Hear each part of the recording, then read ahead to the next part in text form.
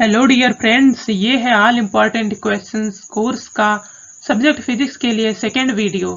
चलिए शुरू करते हैं फर्स्ट क्वेश्चन से। हमारा आज का पहला क्वेश्चन है समविभव पृष्ठ अर्थात इक्विपोटेंशियल सरफेस की परिभाषा लिखिए। तो किसी वैद्युत क्षेत्र में खींचा गया वह पृष्ठ जिस पर स्थित सभी बिंदुओं पर वैद्युत विभव बराबर हो समविभव पृष्ठ कहलाता है। इसको समझते हैं। यहाँ पर एक पृष्ठ है जिसको डॉटेड लाइन द्वारा दर्शाया गया है और उसके केंद्र में प्लस क्यू आवेश रखा है। ध्यान रखना है ये पृष्ठ गोलीय है, वृत्तीय बिल्कुल नहीं है। इस चित्र में यह वृत्तीय की तरह दिख रहा है, लेकिन इसका आकार कुछ आपके गेंद के तरह है, जैसे आपकी गेंद होती है कुछ इस तरह से। तो इसके केंद्र में प्लस क्यू आवेश रखा है और प्लस क्यू आवेश से इसके सरफेस की दूरी प्रत्येक स्थान पर समान है और इसके सरफेस पर वैद्युत विभव को निकालने के लिए इसके फार्मूले को अप्लाई करेंगे 1/4πε0 k Q/r। अब चूंकि 1/4πε0 k नियतांक है तो वैद्युत विभव Q/r पर निर्भर करेगा और Q सरफेस पर स्थित प्रत्येक बिंदु के लिए समान ही होगा और Q से सरफेस तक की दूरी प्रत्येक बिंदु पर यह भी समान होगी क्योंकि यह वृत्त की त्रिज्या है। तो Q और R दोनों प्रत्येक बिंदु के लिए समान होंगे, तो जो वैद्युत विभव होगा वो भी प्रत्येक बिंदु के लिए समान होगा क्योंकि वो Q तथा R पर ही निर्भर करता है। तो इस तरह से इस सरफेस के प्रत्येक बिंदु पर वैद्युत विभव समान हो जाएगा और इसलिए इस सरफेस को समविभव पृष्ठ कहा जाता है। और समविभव पृष्ठ में प्रत्येक बिंदु पर वैद्युत बल रेखाएं पृष्ठ के लंबवत होती हैं। यहाँ पर आप जो रेखाएं देख रहे हैं ये सभी रेखाएं पृष्ठ के लंबवत हैं। हमारा दूसरा प्रश्न है वैद्युत द्विध्रुव की अक्षीय तथा निरक्षीय स्थिति में वैद्युत विभव का सूत्र लिखिए। तो वैद्युत द्विध्रुव की अक्षीय स्थिति में वैद्युत विभव का सूत्र होता है V = 1/4πε0 k P/r² वोल्ट, जहां P वैद्युत द्विध्रुव आघूर्ण है जिसका मान Q × 2L होता है तथा 1/4πε0 नियतांक है और K किसी माध्यम का परावैद्युतांक है। और वैद्युत द्विध्रुव की निरक्षीय स्थिति में वैद्युत विभव का मान 0 होता है और इस पॉइंट को आपको याद रखना है, ये कई बार एग्जाम में पूछा भी जाता है। तो हमारा तीसरा क्वेश्चन है विभव प्रवणता से क्या तात्पर्य है। तो वैद्युत क्षेत्र की दिशा में दूरी परिवर्तन के साथ विभव परिवर्तन की दर को विभव प्रवणता कहते हैं और इसके अनुसार हम इसका फार्मूला लिखना चाहें तो इस तरह से लिख सकते हैं विभव प्रवणता बराबर विभव में परिवर्तन बटे दूरी में परिवर्तन, क्योंकि दूरी परिवर्तन के साथ विभव परिवर्तन की दर ही तो विभव प्रवणता कहलाती है। और विभव प्रवणता का मान ΔV/Δx भी लिखा जा सकता है, जहां ΔV विभव में परिवर्तन है तथा Δx दूरी में परिवर्तन है। ये परिवर्तन सूक्ष्म होते हैं इसलिए इनके सामने डेल लगा दिया जाता है। चूंकि V विभवांतर है और इसका मात्रक वोल्ट होता है तथा x दूरी है और इसका मात्रक मीटर होता है, तो विभव प्रवणता का मात्रक वोल्ट मीटर होता है। हमारा चौथा क्वेश्चन है परावैद्युत सामर्थ्य एवं भंजक विभवांतर को स्पष्ट कीजिए। तो परावैद्युत सामर्थ्य किसी परावैद्युत पदार्थ के लिए वह अधिकतम वैद्युत क्षेत्र जिसे वह पदार्थ बिना किसी वैद्युत भंजन या इलेक्ट्रिक ब्रेकडाउन के सह सकता है, उस पदार्थ की परावैद्युत सामर्थ्य कहलाता है। अब समझते हैं परावैद्युत पदार्थ क्या होता है। तो परावैद्युत पदार्थ ऐसा पदार्थ है जिसमें वैद्युत का प्रवाह नहीं होता। और उसके बाद है वैद्युत भंजन। वैद्युत भंजन ऐसी स्थिति है जिसमें उसी पदार्थ में वैद्युत का प्रवाह होने लगता है। तो ऐसा क्यों हो जाता है? ऐसा तब होता है जब संधारित्र की प्लेटों को बहुत अधिक विभवांतर दिया जाता है और उससे बहुत अधिक वैद्युत क्षेत्र उत्पन्न होता है और बहुत अधिक वैद्युत क्षेत्र उत्पन्न होने के कारण परावैद्युत पदार्थ में वैद्युत भंजन प्रारंभ हो जाता है या वैद्युत का प्रवाह प्रारंभ हो जाता है और वह अधिकतम वैद्युत क्षेत्र जिसे वह पदार्थ बिना किसी वैद्युत भंजन के सह सकता है उस पदार्थ की परावैद्युत सामर्थ्य कहलाता है। अब समझते हैं भंजक विभवांतर। तो भंजक विभवांतर संधारित्र की प्लेटों के बीच वह अधिकतम विभवांतर है जिस पर प्लेटों के बीच रखे परावैद्युत पदार्थ में वैद्युत भंजन प्रारंभ हुआ था या परावैद्युत पदार्थ में इलेक्ट्रिसिटी का प्रारंभ जिस अधिकतम विभवांतर पर हुआ था उसी को भंजक विभवांतर कहा जाता है।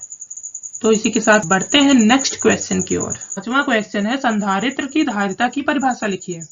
तो यदि किसी संधारित्र के प्लेटों पर -Q तथा +Q आवेश हो व उनके बीच विभवांतर V हो, तब संधारित्र की धारिता C=Q/V फैराड होती है। और इसका मतलब है कि संधारित्र की धारिता उसके किसी एक प्लेट को दिए गए आवेश तथा दोनों प्लेटों के बीच उत्पन्न विभवांतर के अनुपात को कहा जाता है। तो चलिए अगला क्वेश्चन देख लेते हैं। हमारा छठवां क्वेश्चन है ओम का नियम लिखिए।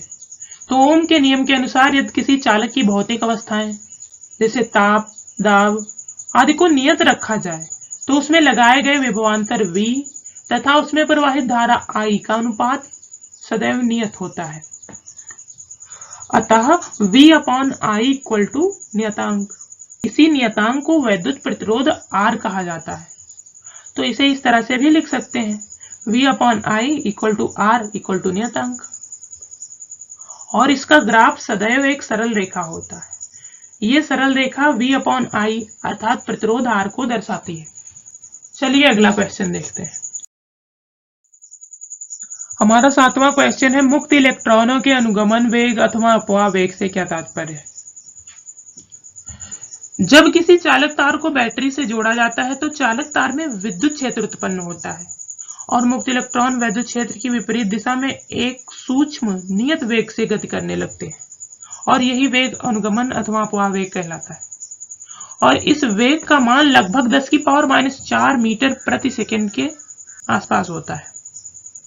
आइए इसे समझते हैं। यहाँ पर एक बैटरी है, उसके द्वारा एक चालक तार के सिरों को जोड़ दिया गया है। यहाँ पर चालक तार का यह टुकड़ा है और इसको बड़ा करके दिखाया गया है। और जब इसे इस तरह से जोड़ा जाता है तो इसमें एक वैद्युत क्षेत्र उत्पन्न होता है, इसको कैपिटल E से लिखा जाता है और इसमें धारा I भी प्रवाहित हो रही है। तो इससे जो मुक्त इलेक्ट्रॉन होते हैं वो वैद्युत क्षेत्र की विपरीत दिशा में गति करने लगते हैं और वो जिस वेग से गति कर रहे हैं उसी वेग को अनुगमन वेग कहा जाता है। तो चलिए आठवां क्वेश्चन देखते हैं। और हमारा आठवां प्रश्न है विशिष्ट प्रतिरोध को परिभाषित कीजिए। तो जब किसी चालक में वैद्युत धारा प्रवाहित होती है तो चालक में किसी बिंदु पर उत्पन्न वैद्युत क्षेत्र की तीव्रता तथा धारा घनत्व के अनुपात को विशिष्ट प्रतिरोध अथवा प्रतिरोधकता कहा जाता है। इसको भी चित्र के द्वारा समझते हैं। यहाँ एक बैटरी से किसी चालक तार के सिरों को जोड़ दिया गया है।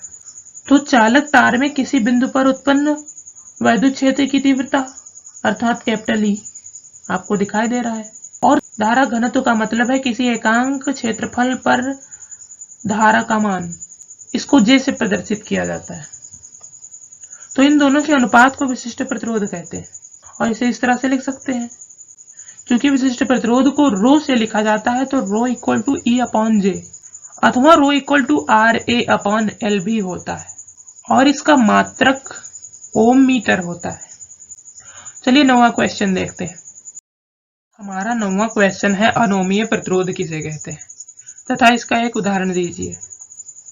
जब प्रतिरोध का मान विभवांतर बदलने के साथ बदलता रहे अर्थात नियत ना रहे तो ऐसे प्रतिरोध को अनोमीय प्रतिरोध कहा जाता है। इसका मतलब है कि यह ओम के नियम का उल्टा होता है। ओम के नियम में प्रतिरोध नियत रहता है जबकि यहाँ प्रतिरोध नियत नहीं रहता, इसीलिए इसे शायद अनोमीय प्रतिरोध कहा जाता है। उदाहरण के लिए डायोड वाल्व तथा ट्रांजिस्टर में ओम के नियम का पालन नहीं होता। चूंकि प्रतिरोध का मान हर वक्त नियत नहीं रहता इसलिए इसका ग्राफ कुछ इस तरह से वक्र के रूप में बनता है। यहाँ पर आप देख सकते हैं पहले कुछ समय तक तो प्रतिरोध का मान नियत होता है लेकिन उसके बाद वो नियत नहीं रह जाता।